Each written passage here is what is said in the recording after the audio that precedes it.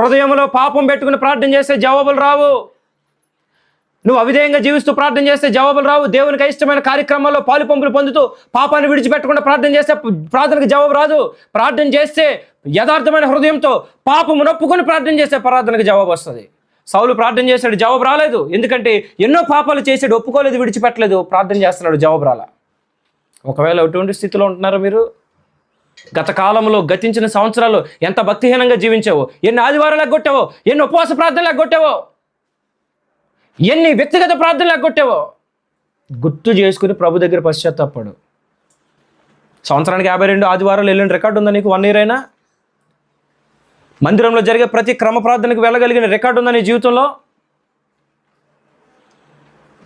యెహోషాపాతు తన శ్రమలో దేవుని ఆత్మచేత నడిపించబడ్డాడు. దేవుని ఆత్మ చెప్తుంది దేవుడే జరిగిస్తాడు. ఇక తర్వాత ఏం జరిగింది, యుద్ధంలో జయం ఎలాగొచ్చింది, ఎంత గొప్ప